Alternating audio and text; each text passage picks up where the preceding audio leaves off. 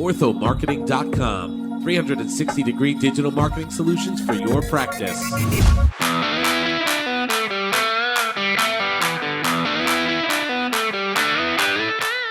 Hello, everybody in podcast land. I'm Dr. Barry Glaser, and we are back. That's right, we're back with another scintillating episode of the Aligner Insider podcast. But today, we're going to turn the tables, and I'm going to be the host, and I'm going to be interviewing my partner in crime, Dean Steinman, CEO and President of Ortho Marketing. How you doing today, Dean? I'm doing terrific, Dr. G. How are you today? Doing good. Day off today. It's Friday, beginning of October. It's all of a sudden the weather's turning, feeling like fall. So Yes. breaking out that leather jacket and some nice warm whiskey, right? Exactly. It's I always look forward to putting my Timberlands back on, putting my leather jacket on, and unfortunately wearing socks again. Yeah, you're gonna have to put. Yeah, do you have those fuzzy Crocs for the winter? I sure do. I got them on right now. Yeah. You know me, I rock out with the Crocs out. Awesome. So listen, in this podcast, I wanted to, interview you, Dean, and you've got a company you've been around for now over a decade. You're very well known. You're Ortho Marketing, and I thought maybe this would be a great time to pick your brain, to hear a little bit more about your company, and to give our listeners the opportunity to learn more about what you do and to understand why marketing is absolutely essential for the contemporary orthodontic practice. So why don't we start off? Well, I want to tell everyone a little bit about your backstory. People haven't gotten to know you. So tell us a little bit about who is the man, the myth, the legend, Dean Steinman. Where do we begin?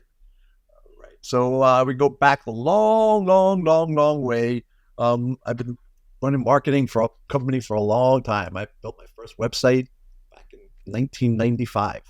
So I was one of the pioneers. And, it's funny, back in the day when you try to talk to people about a website, like, the internet, that's a fad. I don't need one of those website things, and blah, blah, blah. Google, but nobody uses that internet, So, I've been adapting marketing for over 25 years now. University of Maryland graduate, go Terps. And those of you that follow me on social media know that I live and breathe, unfortunately, with the Go Jets.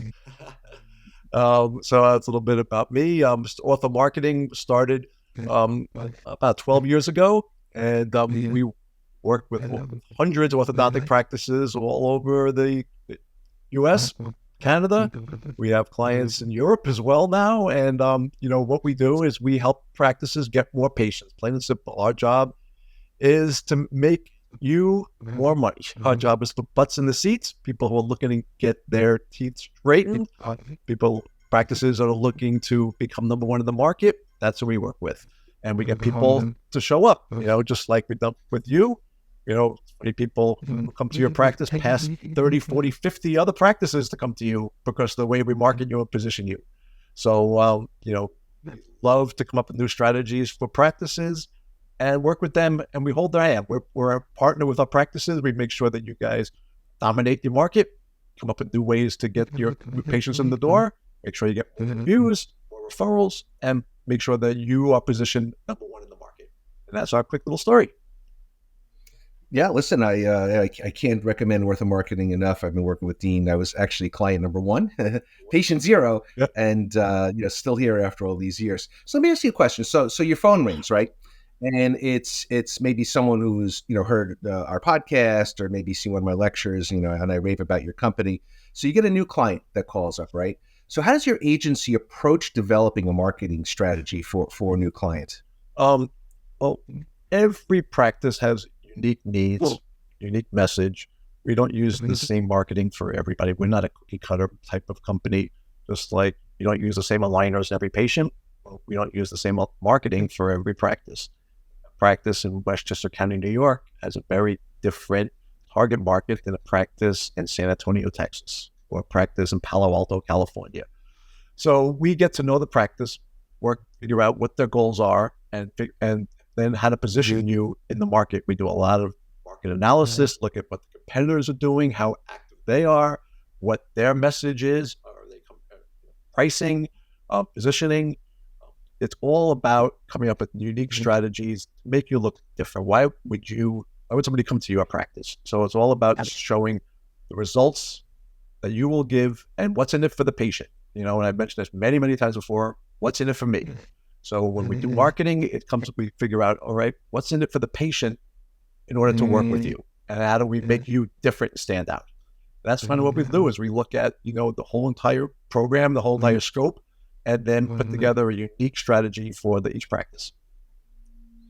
Before I started working with you, I worked with a variety of companies. You've been to the AO meetings with me, so you walk around and there's a lot of booths for companies, that provide, marketing and, those types of services. And first of all, it's an investment, for the practice.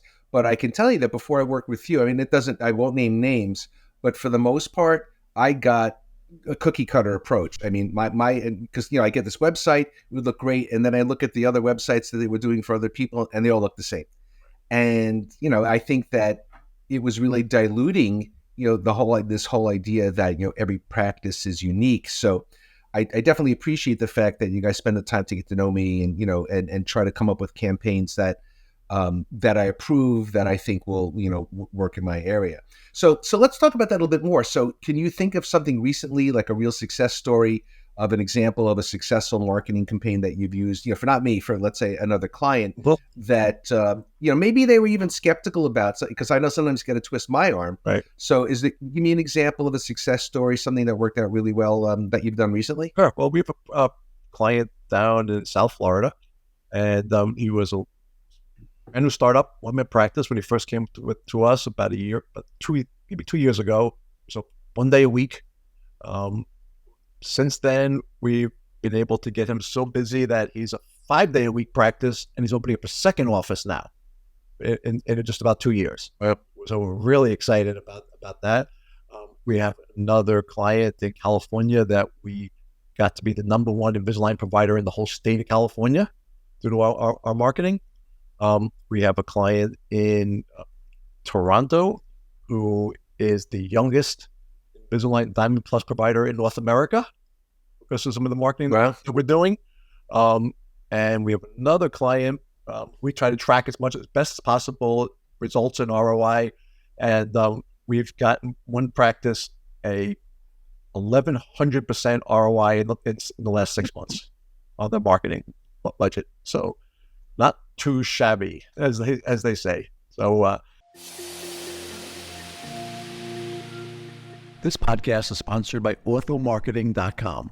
Hey, you an orthodontist or dentist looking to give your practice the competitive edge it deserves? Well, look no further than Ortho Marketing. Ortho Marketing is the dentist and orthodontist choice for digital marketing.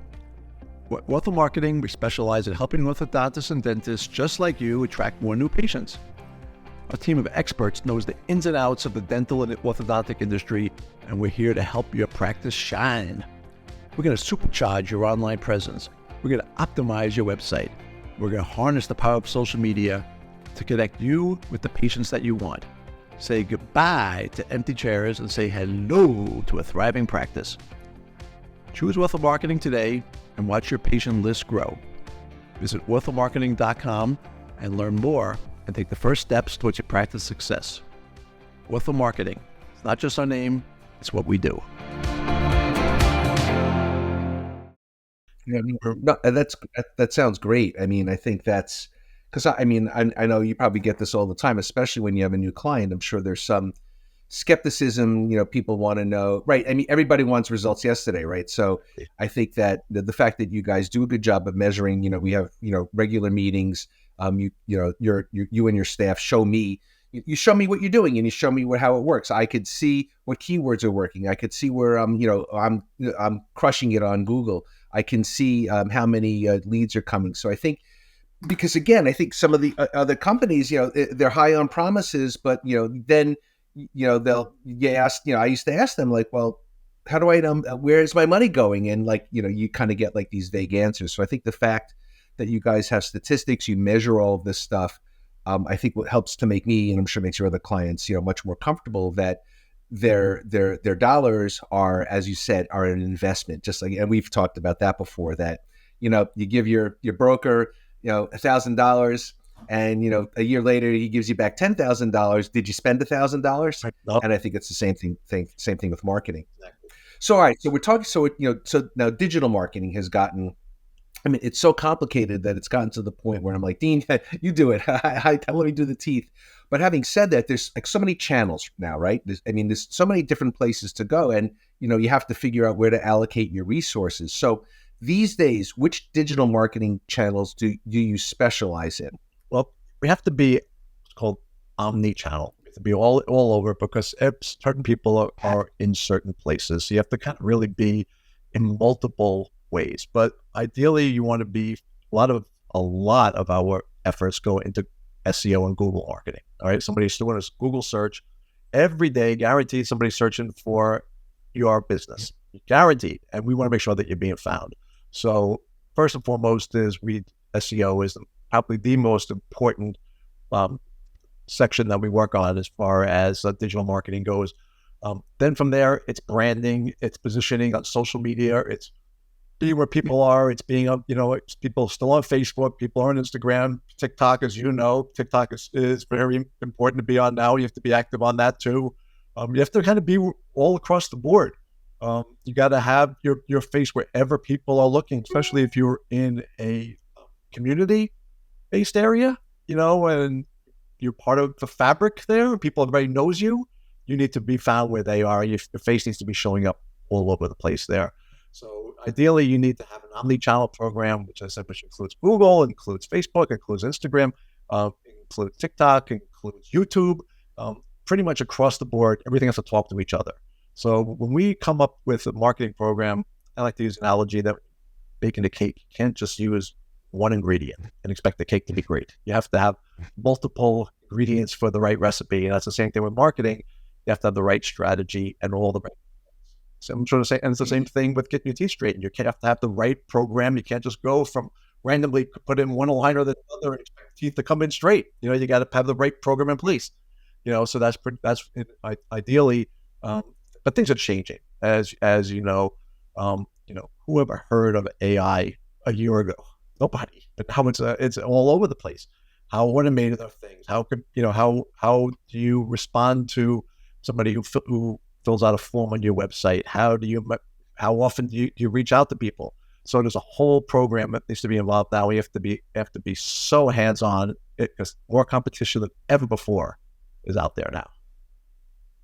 Yeah, and not only that, but I see it from the amount of times that you're modifying and adapting and changing, my marketing program, that, you and your staff, you wind up playing like whack-a-mole, right? Because what was, good for SEO today, I get a call the next day, Google changed your algorithm. And I don't even know how you guys do such a good job of, keeping up on that. But, it's just like, every, couple of months, it seems like there's a new campaign or a new change or a new tweak. And I think, again, I wonder how many, companies out there are just, kind of, give you the template and, and that's it.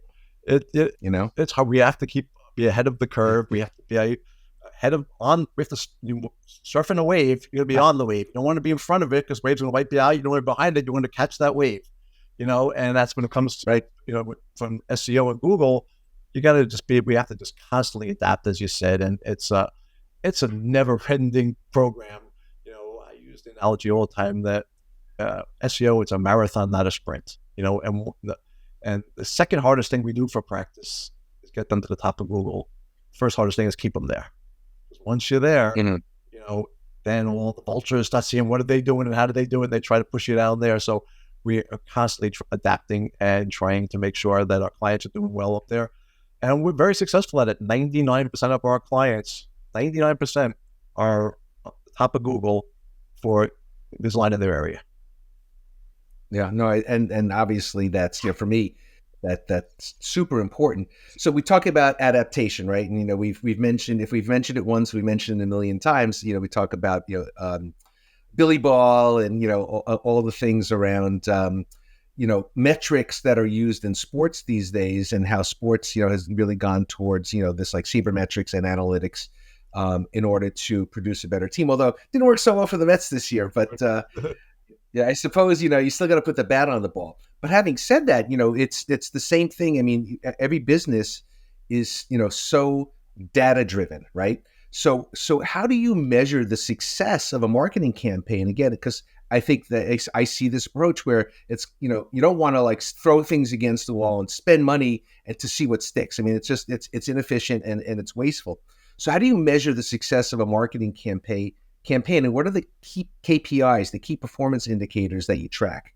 At the end of the day, there's three main numbers to look at when it comes to marketing in a practice. The first is how many leads you're getting. How many people call you? How many people go to your website and request an appointment or fill out a form or schedule? So it's the first thing is how many leads, and that's the most important thing is to get the leads in. The next is conversions. How many of those leads convert to consults? And then from there, how many of those consults convert to starts? And sort of only three main pieces that really are looked at across the board. And it's not for any industry. It's you want to get how many leads do you get, and how many of those leads turn into, presentations or, and then from there, how many customers do you get? So, ideally from us, we like to see an ROI of a minimum of 200% return on a marketing investment. Some practices, as I mentioned, have 3, 4, 5, 6, 7, 8, 900% or even higher.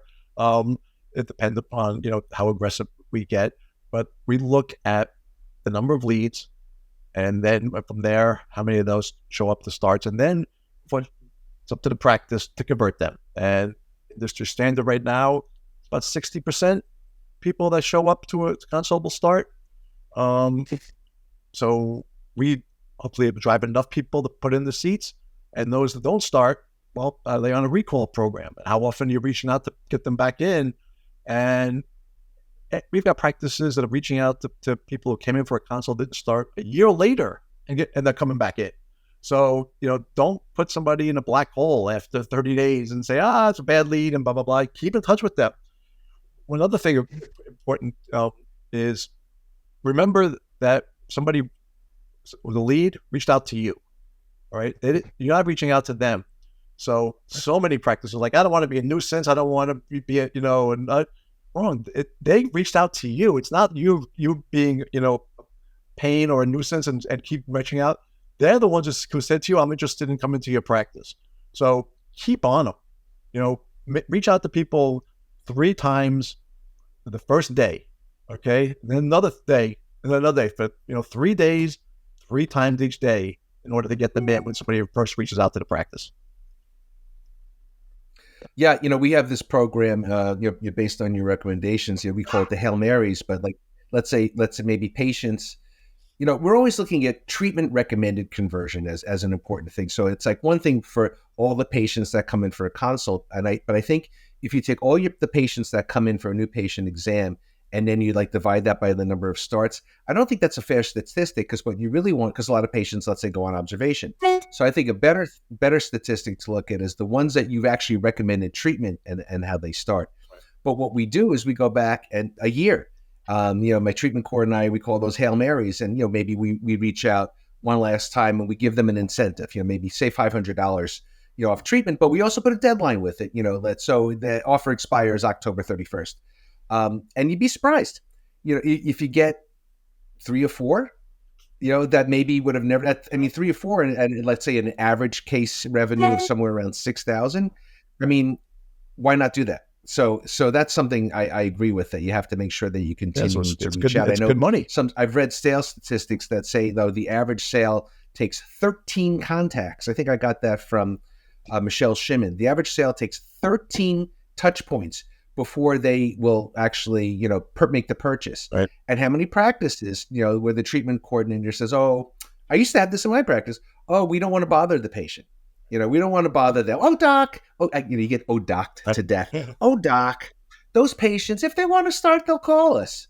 And it's like, okay, that's, obviously companies spend billions of dollars, throughout the globe, billions of dollars on retargeting and marketing, just because that's not true, right?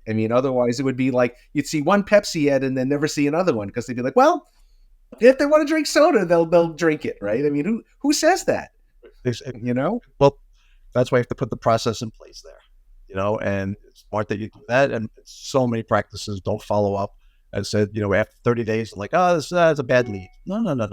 You got to keep reaching out and reaching out and reaching out multiple ways too. Yeah, and I think that but that's something that you do as well. You have these systems in place for us that automate the process, and I think it makes it a lot easier to when it's automated. It's a lot easier to track down these patients and not necessarily tax valuable staff time either. So Exactly. yeah, it definitely is working well for us. So how does your age? Let me ask you. We're probably running short on time here, so maybe we'll hit a couple more questions before we wrap it up. But tell me, how does your agency collaborate with your clients throughout the campaign development process? Because again, sometimes you're just like, here it is, here's what we're going to do for you, and there's not a lot of give and take. So how do you make this more of a collaborative thing so that you're giving clients what they want, but at the same time, giving them what they need? You know what I mean? Well, it's a partnership. We can only take the horse to water. Hopefully that horse is thirsty there. So we could, and it's very important for practices to give content. And you're great at that. You're great at taking pictures and videos and putting that out there. And you want people see through stock stuff. So, if practices that give us content and work with us on a campaign are the ones that are successful, listen to us. This is a specialist. You went to school to learn how to make people smile better. We are experts in marketing. So if practices that listen and follow our protocols are the ones that are very successful, and you listening to us as well, it gets people through the doors. And, and it's important just to be part of the community and make yourself stand out, and that's one of the big things is people you walk into it. You and I've been out many, many times. Every time we're out at a restaurant or whatever it is, somebody knows you, okay, because you're part of the community. So it's a real important to, and that's part of the branding, and part of the campaigns is the positioning the practice in the community. And you're doing a great job by listening and following. And sometimes, great example is when you go to the coffee place, the coffee shop, you would take a video or a picture and show it and tag it. And because they're very active on social media, everybody knows the Peekskill coffee, coffee shop. And, that's a super smart thing to do because you're part of the community. So that's a great way to get your name out there and to follow a campaign that we recommend for practices. Those that don't get involved, you don't see the results. That's simple. Okay. So it's a partnership. So you have to have the ability to listen and the ability to adapt yourself. Practices say, I've been here forever, everybody knows me. Doesn't Right. anymore. It's interesting. So, listen, I speak at a lot of, I do a lot of speaking, and you have a lot of conversations with doctors, on the breaks or, during lunch. And I hear, this cracks me up. I hear this. I mean, it's kind of sad. I hear this all the time, and I'll hear it not necessarily with your company, but doctors will say, oh, I paid all this money to a marketing company, and they quote unquote, they didn't do anything for me, or I didn't get anything from it. And I think that's interesting because as an orthodontist, if a patient said, oh, the doctor messed up my teeth, or, I didn't get a good result, and the doctor turns around and says, your orthodontic treatment is collaborative.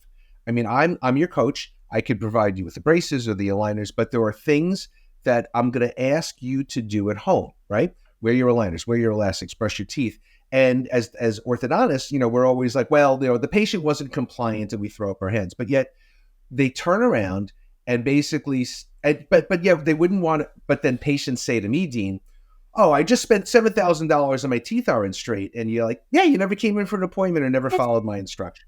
But yet when the orthodontist spends money on a marketing campaign and they don't provide the content and they don't get involved, I hear that same complaint from the orthodontist. And I think it's sometimes they have to look themselves in the mirror. I spent all this money on marketing and, I didn't get anything. And you're like, okay, did you send photos? Did your staff get involved? Did you follow the protocols? And they're like, they want to just basically write the check and not have to do anything.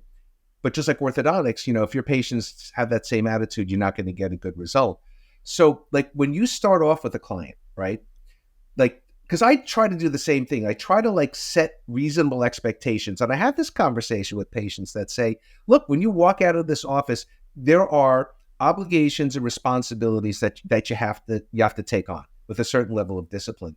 So do you have to have that same speech to your clients as well? Over and over and over again. if the staff has to be involved and they have to be taught what to do. I can't tell how many times practice says, well, this is a bad lead. There's no such thing as a bad lead. If somebody picks up the phone and calls you or schedules an appointment, it's up to you. They want your services, all right? It's up to you to figure out how to get them to start. Practices can be very picky and they only want adults, or they only want kids, or this or that. Well, what's your goal?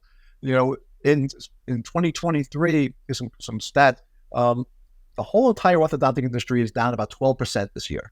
Okay, It's a big number, double digits. All right, and that's because there's more competition than ever before. If you do a search for Invisalign near me, you're going to see Invisalign and Candid and Spark and other companies marketing directly. And then you're going to see a lot of orthodontists and GPs and whatever it is. So you got a lot of people coming at you that are trying to promote themselves on there. In addition, people don't have the funds. So when it comes to getting people to start, finance is always a question. So how much can you adapt to it? I had a great conversation the other day with Oliver Gellis, the chief marketing officer over at Orthofy, and he's very involved with data and technology, and the number one reason he says that people are not starting is financial. So you need to adapt. You need to, the average person has between $400 and $600 of disposable income available to them. So if you're asking for $2,000 down and they got $600 in the pocket, they're going to walk out. But if you could get them to come in at $500-$600 down and then spread out their monthly payments a little bit longer through Orthofy or another type of company like that, or spread it out, you're going to get them to convert much, much higher. Adult starts are tough, more difficult. Mom knows a kid needs these braces, so you got to get that part in there. So, to answer your question, you always have to figure out new strategies in order to get patients to start. You have to, and you have to adapt. We mentioned this a gazillion times before. Adapt or die. So adapt, guys. It's real important to make sure that you following trends, adapt, and your staff has to be on board. I can tell you how many times somebody fills out a form for practice and then they wait 2, 3, 4, 5, 6 days to get back to them. At 8 minutes to reach back to somebody. The first person who has a meaningful two-way conversation with a prospective patient has an 80% chance of getting them in. So you have to get them interacting with them, pre-qualify them, and get in touch with them immediately. Otherwise, bye-bye.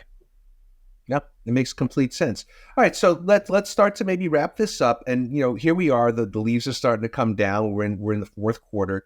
So already I start to look, and hopefully we can wipe out this 12% down and have a better year next year. But do you see any new trends in marketing, digital marketing, social media coming down the pike for 2024? I do. I have a hard time just saying 2024. It just doesn't sound like it's like the future. Get back to 1988, up to how far the 2024 is. Like, oh my God, that's the Jetsons were 2020. So but we're dating ourselves there. Right. In 2024, I believe that AI is going to be the dominant trend in every industry, from orthodontics and virtual monitoring to appointment scheduling to marketing to communication across the board. Automation is going to be the key, and AI is leading the way. It's a revolution now.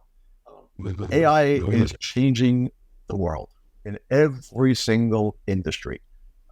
Same thing with orthodontics, how AI is being adapted through DM and through Align is adapting through AI. Marketing is adapting through AI. Practices have to adapt to it. So when patients come in or go to your website, you have to be able to hit them up and market to them and automate the process there.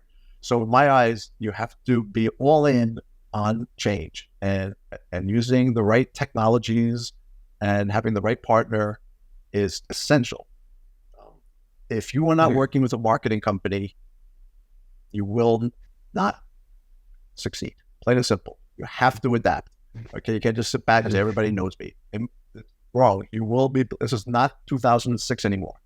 All right, you have to be aggressive. You have to market yourself. You have to be adapting and coming up with new programs and changes. And that's what I see coming down the road. Is you have to buckle up because it's going to be a fun ride. All right. So if someone who's listening to this, hopefully everybody that's listening to this wants to get more information and maybe get a quote or learn more about what you could do for their practice, what's the best way to get in touch with you? You can reach out to us at our website, orthomarketing.com. You can email me, Dean, at orthomarketing.com. And we'd love to talk to you, help you find out how you could market your practice, get more patients in the door. And just if you want to have a question as far as SEO or ads or whatever it is, it'd be our pleasure to do analysis, see what's going on in the market there and how we could help you out. No problem. So Dean at orthomarketing.com would be great. Follow us on LinkedIn, Instagram, all across social media. We're all over the place there too. Dean, this is fun. I kind of like I like being the interviewer. So this has been kind of a fun one, but it's good to catch up with you in this way and give you a chance to get up on the soapbox and talk about all the great things you do. So I have really enjoyed this podcast. Hopefully everybody out there has enjoyed it too. Again, Dean at orthomarketing.com, or go to their website at orthomarketing.com. You could look at my website too at glazerortho.com, glazerortho.com, and learn about all the great things that they can do for you. So hopefully you've enjoyed this podcast. We'll be seeing you guys soon down the line. Okay. Bye-bye. All right. Bye, everybody. Thank you.